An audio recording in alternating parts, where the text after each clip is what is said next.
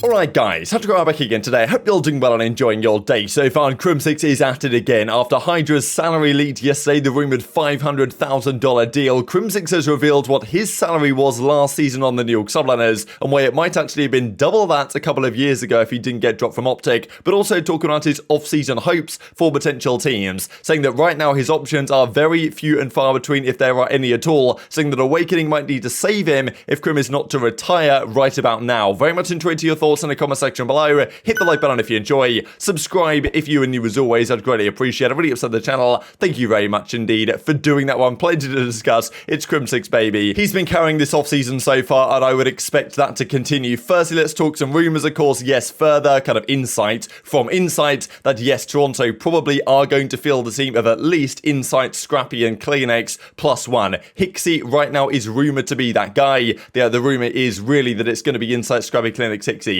Not sure I like this team spectacularly. I don't really think it should be better, at least than the peak that the original Toronto team was capable of achieving in Cold War, for example, and at times this year, but obviously few and far between. But yeah, apparently that's the rumour going on right now. I'd imagine these three are probably a lock. Whether they can acquire maybe an upgrade in the SMG department than Hicksy, that's a question. But this is the present rumour what Toronto are going to plan to do. There's very few rumours really in terms of like which full teams are actually going to form, which players are going to go where. There are some, of course. We'll talk about some today and some later on today, but yeah, honestly right now it's early days still in which players are going to go where, because even as we're going to see here in a second, Crim talking about Awakening and wanting to team with Awakening, but might not, the feeling might not be mutual. Let's just say we don't really know where Awakening is going to go, because he might stay on Florida, he certainly might not, especially if they've already got their AR sorted in Dave Paddy over there. But anyway, like as Chrome points out, if you guys are kind of unfamiliar with these terms, free agent, restricted free agents, there's a lot of free agents right now, right? Either their contracts have expired or their contracts did not get extended. Now, this is the key point actually, just to note here that new contracts cannot be signed until August the 22nd. So the next week or so, there's going to be a lot of discussion behind the scenes between players, teams to try and sort out, potential squads for next season. By August the 22nd, then players can sign on again if they're not already been extended. So free agents can only sign on the 22nd, and that means that by the 22nd, we might start to get some announcements flying through as to what teams are actually going to do. But the thing is, this is going to drag out quite a long time, because even as we looked at yesterday, the possibility of this game launch extension, the likes of Methodz, for example, on Boston are extended until 2 weeks after the game launches. Therefore, even if every team is set, there still are going to be some Rostermania questions remaining, because who knows if 2 weeks after the game launches, Methodz is going to get dropped and they bring in another AR.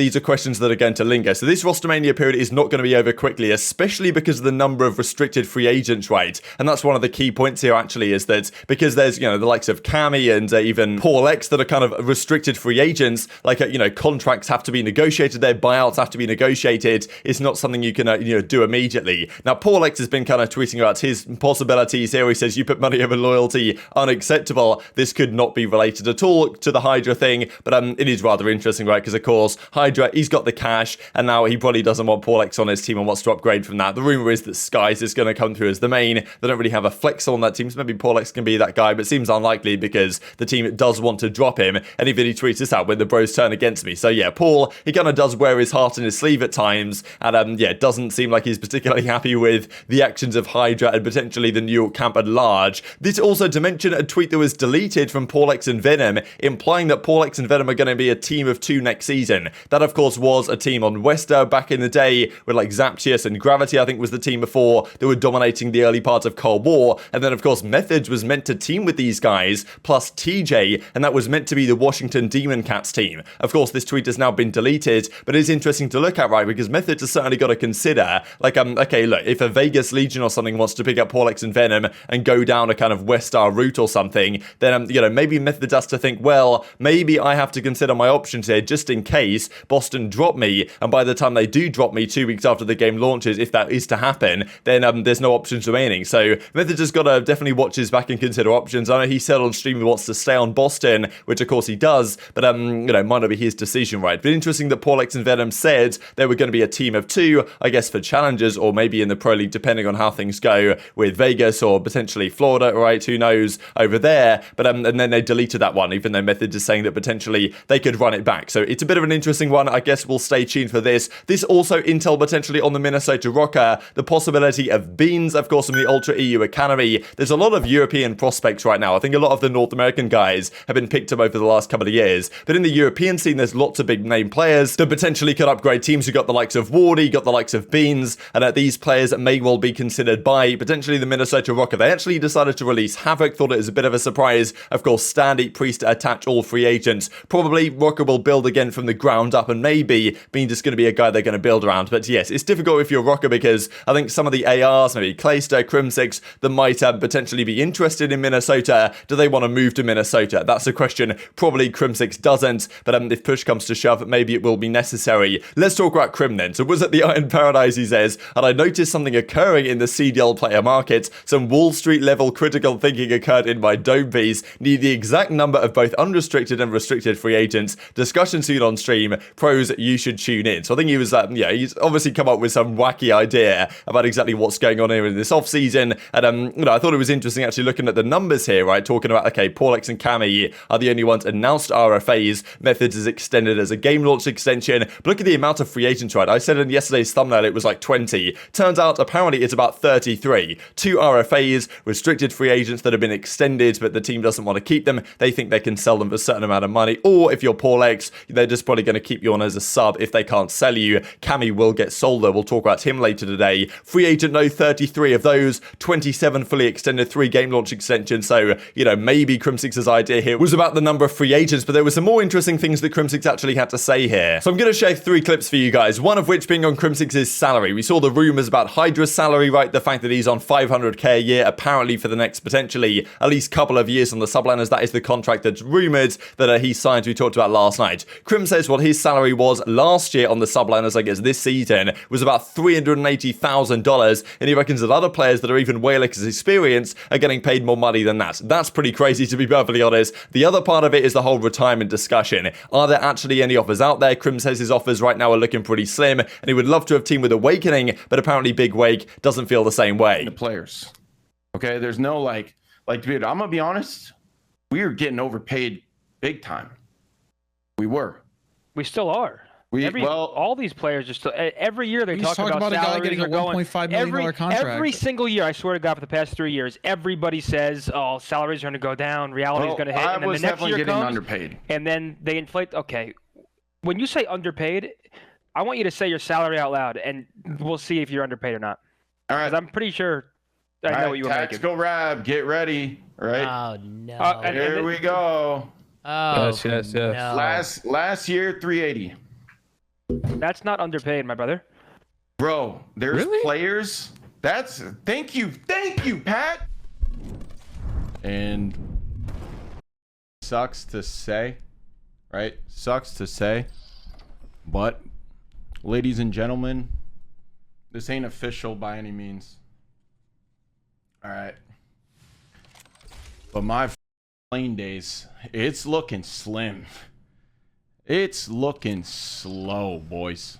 And girls, obviously. Well, let's be honest there too. Girl. There's probably only one. But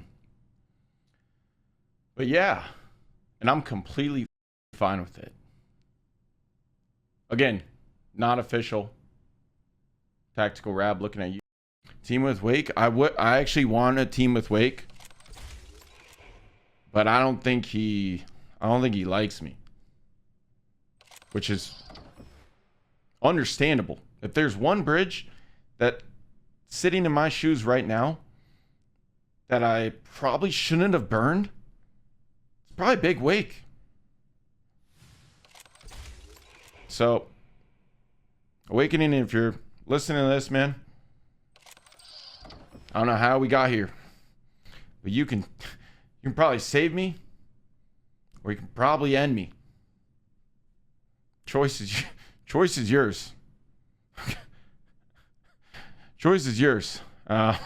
So let's talk about the absolute bag that Crim was receiving last season. Apparently $380,000. Rumor actually had it that he could have been on about double that, and he reckons his worth was about double that going into the first year of franchising, right? Going into franchising, that was when the salaries were probably at their most egregious. And the funny thing is that every year, a lot of people have said, well, you know, finally it's going to come back down to earth. The salaries are going to get a bit more realistic for the amount of money these organizations actually make, but apparently not, because the bags are still being given out. Crim reckoned that going into Modern Warfare, if he'd have been on Huntsman, for example, and wasn't dropped by OpTic that season and had to go to Dallas Empire, of course it worked out for him, but apparently he would have been making about double that, so maybe $750k a year. Does make you think, what is Scump on then? If potentially Crim could have been on that, like what's Scump been on the last few years, man? Like it does kind of blow the mind to think about, brings a tear to the eye at times. But I mean, yeah, apparently he also mentioned that others are making 400k with far less experience. He didn't say the names. People were talking about it though as that, you know, people were trying to go full Reddit detective mode here, saying that they said, okay, they don't live in Texas,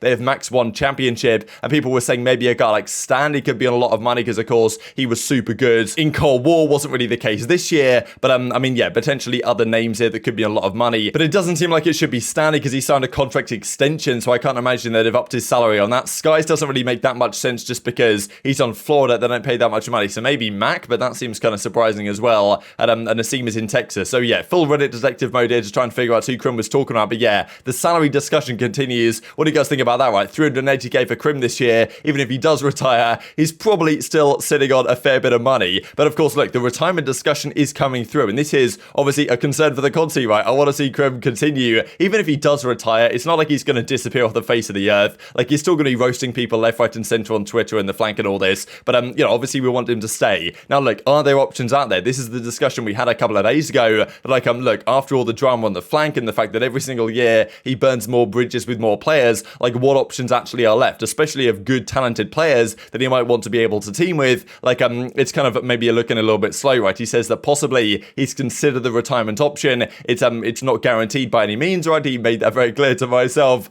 at the end of the clip, but, you know, we're saying that right now it's potentially looking a little bit slow for Crim to get some offers, and the whole idea about the Awakening discussion, this is a duo that I've kind of would have liked to see. I mean, maybe Crim and Cammy or Crim and Awakening would be a good duo. Now, I don't know where Awakening's actually going to end up, because maybe Wake's still going to be on Florida. That is a possibility. I know that Skies has indicated his intention to leave Florida and start a new chapter. Awakening wasn't quite so clear in his free agency announcements, but he is a free agent, and I'm sure will get some interest from other teams. Now, could Awakening be partnered up with the Clayster, with the Crimsix? That'd be kind of a nice AR duo. I think that'd be good for Awakening, actually. But for whatever reason, the bridge seems to have been burnt there. I know that back in Modern Warfare, there was all this drama about, you know, Crim was saying that Awakening was cheating, and then, you know, it was kind of, obviously he was joking around about it, right? And then Crim was actually defending Awakening from some of the cheating accusations that were coming out during the Modern Warfare Online year. But for whatever reason, the bridge there seems to have been burnt. It's kind of impressive that Crim has burnt a bridge without even teaming with the guy. But I guess that's just what Crim does sometimes. So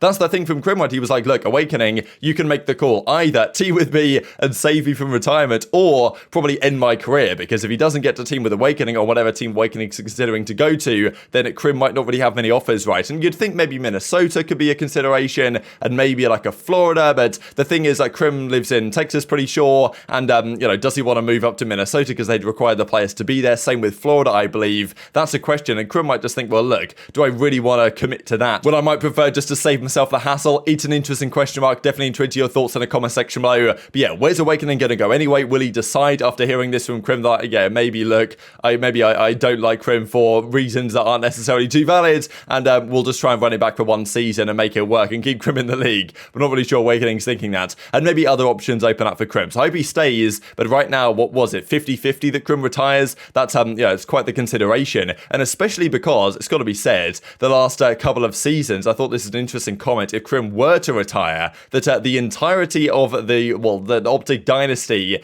is on its way out, right? This is, you know, quite the concerning trends that Karma retired in Modern Warfare, Formal retired in Cold War. If Crim was to retire now, then what does that mean for the final member of the OpTic dynasty in Modern Warfare 2022? I'm just going to put this one out there, but very much intrigued to your thoughts on all this stuff in the comment section below. Hope you guys enjoyed the video. If you did enjoy it, hit the like button. Tell us YouTube gods, this is a good video. I just like you should see it as well, and hope grow the competitive Call of Duty community. Thank you guys as always. Take care of yourselves, and I'll see you next time.